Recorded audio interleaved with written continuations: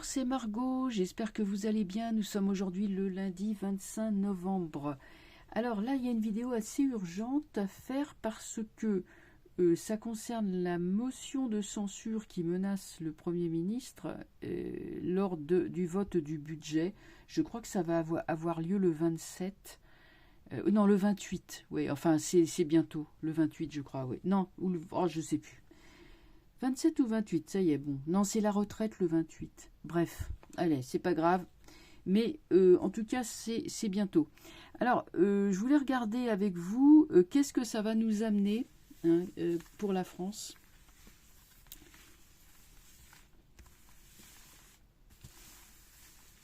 Et voilà, qu'est-ce que ça peut nous amener.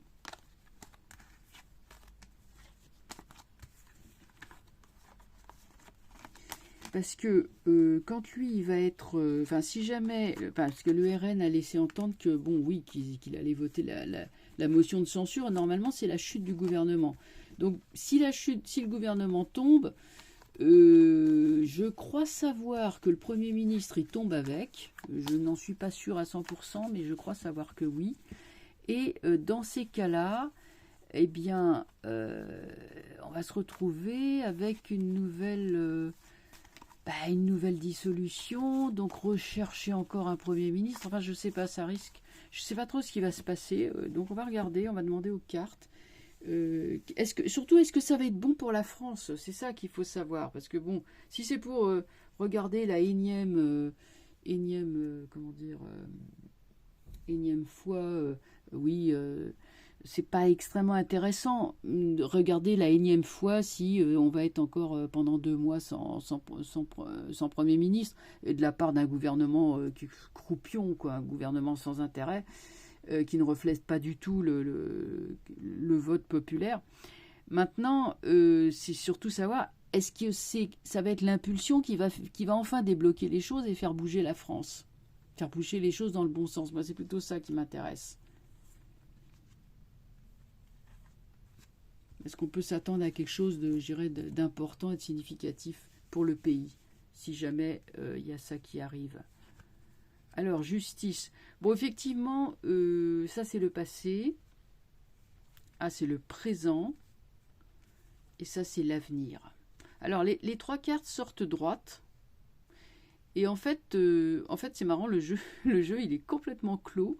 C'est-à-dire que la justice nous parle du passé, c'est-à-dire que le peuple a soif de justice. Le peuple a soif d'être représenté. Il n'est pas représenté, il demande la justice, il demande la légalité, il demande à ce qu'on prenne compte de lui, enfin que l'on tienne compte du vote populaire des gens, du vote, enfin des désirs profonds du peuple.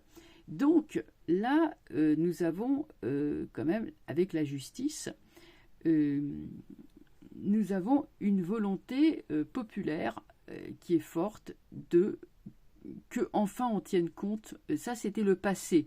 Le passé, il était là. Il y avait cette impulsion qui était là de ne pas faire confiance à ces gouvernements parce qu'on voulait vraiment des gouvernements qui nous respectent. Alors, le mat nous parle d'une période de transition, une période, pas d'aventure, mais une période un peu d'errance. Donc, il y a des chances pour qu'il tombe. Et le futur, c'est le battleur, un recommencement, un renouveau. Alors, comme le jeu, il nous en dit pas énormément, on va le reprendre.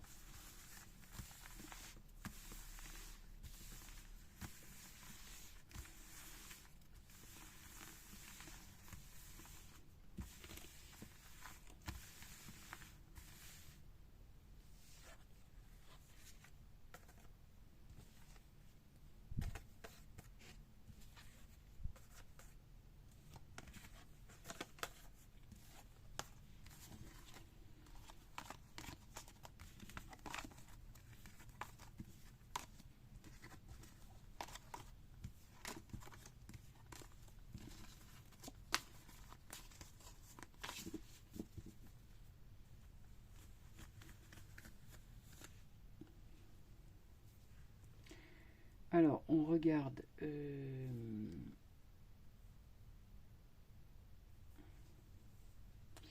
on va redemander, est-ce que ça va être la nouvelle... Je m'excuse, hein, je suis un petit peu distraite parce que au moment où je faisais la vidéo, il y a un coup de fil qui est arrivé et qui m'a annoncé une nouvelle pas vraiment, enfin plutôt contrariante finalement. Donc je suis un peu, voilà, bon, ça m'embête parce que j'aime pas qu'on recevoir des coups de fil comme ça juste avant un tirage qui demande de la concentration. Donc, je vais redemander la chose. Est-ce que nous avons... Alors là, dans la précédent tirage, il y avait quand même une note d'espoir. Hein. Oui, c'est le chamboulement, mais oui, on va vers du mieux. Maintenant, est-ce que on a bel et bien une chute du gouvernement et puis bon, bah, est-ce qu'on peut en savoir plus sur nous, quoi, sur l'avenir de la France? Bon, j'ai le jugement. Non, tout à l'heure c'était la justice, maintenant c'est le jugement. Le jugement, c'est le changement. Dans le passé, on attendait un grand changement qui a tardé et qui est bloqué, qui a tardé à se réaliser, à se faire montrer, à se faire entendre. Hein, on est là à attendre, on attend comme si on était dans le désert et qu'on attendait la pluie. Nous avons dans le présent un personnage qui veut garder le pouvoir à tout prix, et là qui est quand même particulièrement embêté, mais qui va en fait mettre des bâtons dans les roues et bloquer, là aussi. Mais malgré tout, le pape, c'est le futur, il y a une note d'espoir, une note où, malgré la présence de Fantomas, qui va mettre des bâtons dans les roues, ça c'est clair. Malgré l'injustice de la situation où des gouvernements qui ne représentent pas le peuple sont au pouvoir, et celui-là, donc ça c'était le passé présent, oui, c'est gouvernement de Fantomas, hein, donc après tout, voilà. Alors, on va regarder, c'est pas terrible, ça c'est le tyran, mais on a quand même le pape qui nous ouvre la porte vers l'avenir. Donc apparemment, il y a quand même un renouveau qui a l'air de se préparer. Un changement et un renouveau. Alors, qu'est-ce qu'on a là? Roue de fortune. Donc, jugement roue de fortune, qu'est-ce qu'on avait? Ben, on avait quelque chose qui bougeait sans arrêt. L'instabilité, hein, le roitelet, et puis les courtisans, il y en a un qui monte, un qui descend, un jour c'est lui, le lendemain c'est l'autre. Puis c'est pareil, les prises de décision, le en même temps, enfin bon, c'est un type qui gouverne pas, il fait n'importe quoi. Donc ça c'était le passé, les gens en ont assez, c'est l'instabilité, c'est sans arrêt, on ne savait jamais qu'est-ce qui allait arriver le lendemain, en gros, quelle lubie allait encore prendre la tête du roitelet, là, allait prendre naissance dans le roitelet. Donc le voilà présent, lui, veut se maintenir à tout prix au pouvoir parce qu'il a peur. Il se dit si l'autre y tombe, moi je suis du coup remis en question aussi. Mais attention, la justice, elle arrive, elle est inéluctable. Un jugement justice, c'est un peu comme s'il y avait l'heure des comptes qui avait sonné. Hein. La justice, elle est en train de dominer cette carte et dit tu as assez fait le tyran, maintenant ça suffit. Et maintenant, on va regarder vers l'avenir. L'avenir, j'ai la force. Alors, la force, on va les pousser. La force siffle la fin de la récréation. Hein, la force, c'est la puissance, c'est le pouvoir, mais là, avec le pape, c'est bon, c'est dans le bon sens du terme. Donc, la force, donc ça, là, on est dans le futur. La force sifflera, le pape ouvre la voie. Donc là, c'est sans doute un nouveau Premier ministre, mais quelqu'un de consensuel et qui va enfin tenir compte des besoins des gens, des petites gens. La force va maîtriser la situation, tournant le dos à Fantomas, hein, vous l'avez remarqué. L'étoile arrive, l'étoile c'est enfin le soulagement qu'on attendait. Mais comme cette étoile, elle est renversée, donc elle va être retardée, bien que l'étoile étant en elle-même une carte très positive, mais on va prendre donc une carte au-dessus pour voir comment on peut... Le chariot, c'est l'action. Le chariot, c'est ne pas avoir peur de descendre dans la rue, de revendiquer, parce que la victoire est au bout. Cette fois-ci, Fantomas, il est très affaibli. Et la justice ne veut plus le suivre, c'est-à-dire que tout l'appareil législatif ne le suit pas. Là, c'est le présent. Hein. L'appareil législatif lui a d'ores et déjà fait comprendre que non, on ne te soutiendra pas, on ne te suivra pas. Donc le pape peut supposer un renouveau, la force peut supposer une maîtrise de la situation qui normalement devrait nous amener enfin au dégel, à l'espoir, au soulagement et à la détente. Les espoirs réalisés enfin. Mais l'étoile étant renversée, nous avons donc le chariot au-dessus qui dit d'abord n'ayez pas peur de ce que vous désirez vraiment, parce que la victoire est au bout. Combattez. Le chariot nous dit combattez. Alors là, on va prendre une carte, puisque le chariot regarde dans cette direction. J'ai le mat qui est renversé. Le mat dit nous allons passer par une période d'instabilité, de chaos. C'est normal. En attendant, l'étoile, elle regarde de ce côté-là. Donc on va reprendre. Et j'ai la papesse renversée. La papesse renversée, ce sont tout ce qu'on aurait bien aimé cacher aux yeux des gens, mais qui va être révélé là aussi. Les dossiers secrets de M. Donald T. pourraient bien voir le jour à ce moment-là, au moment le plus opportun. Enfin, l'ermite le voilà. L'ermite est seul, l'ermite cherche et l'ermite va trouver dans le combat du chariot la justification de son action, qui est de dire la vérité, révéler les secrets. Alors, qui est-il? Je n'en sais rien. Mais voilà, le chariot est là et dit « N'ayez pas peur, le mat est renversé, c'est vrai, mais il faut en passer par là. » Donc là, nous avons deux cartes que nous allons prendre. La direction du regard du mat, et qui est « Maison Dieu ». Alors évidemment, ils ne vont pas se laisser faire comme ça. Ils vont tout casser. Hein. Faut s'attendre à des troubles. Il y aura des affrontements. Et donc, la carte étant renversée, qu'est-ce que j'ai dessus? La lune. La lune, c'est la patrie, c'est le foyer, la famille. Finalement, c'est un peu comme une marée ou une force tranquille. Je pense que, encadré de toute façon entre la justice et le mat, la maison Dieu sera plutôt salutaire. C'est comme une crise de libération qui sera salutaire. Voilà ce qu'on peut dire. Donc vous voyez comme le jeu est complexe et demande pas mal de développement.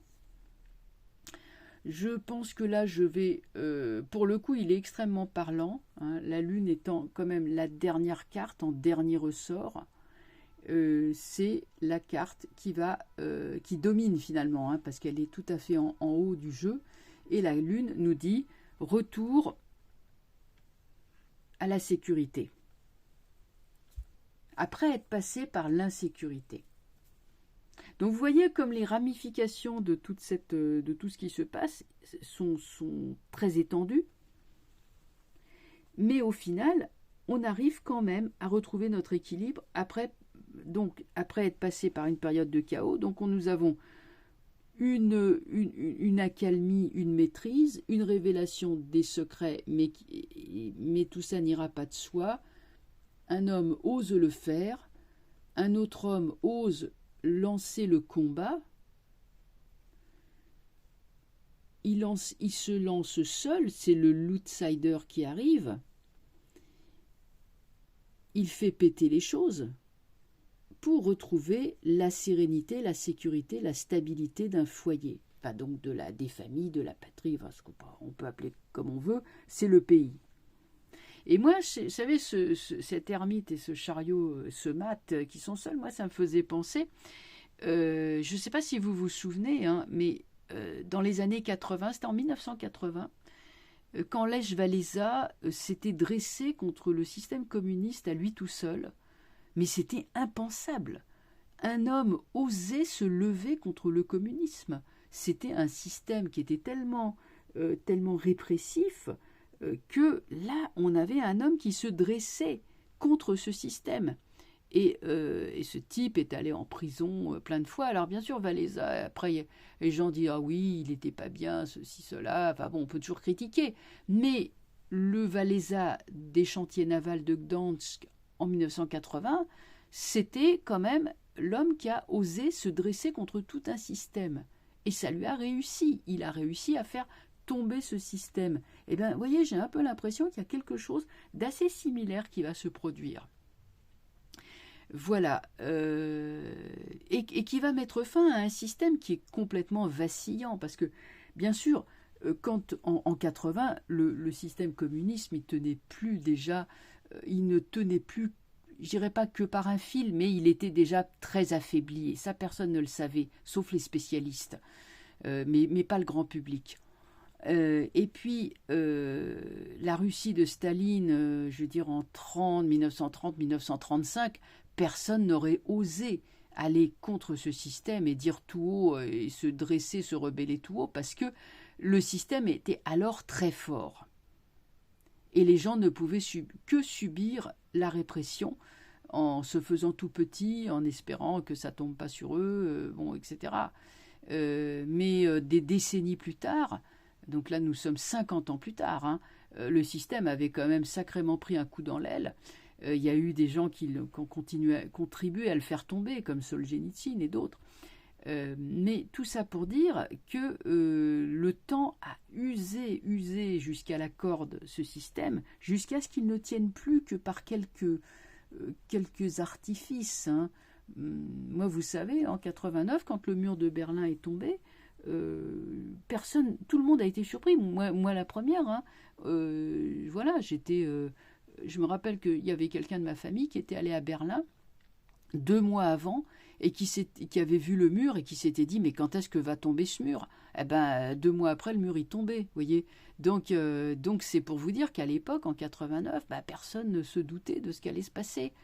Et moi, je dois vous avouer qu'en 89, je tirais déjà les tarots, mais j'avais pas eu l'idée, ça m'était pas venu à l'esprit, de prendre les tarots et puis de dire tiens, est-ce que ça va tomber? Non, je m'en rappelle, hein, j'avais pas du tout eu le. Pour moi, c'était tellement un truc qui était pérenne, qui allait durer jusqu'à la fin des temps ou presque, que je n'avais pas eu l'idée de sortir le tarot pour regarder tiens, est-ce que ça va tomber ce truc-là? J'aurais eu des surprises certainement. Hein. Voilà, et bien écoutez, je vais vous laisser. Je vais vous souhaiter une bonne soirée et je vous dis donc à très bientôt. Hein, donc on suit ça de près.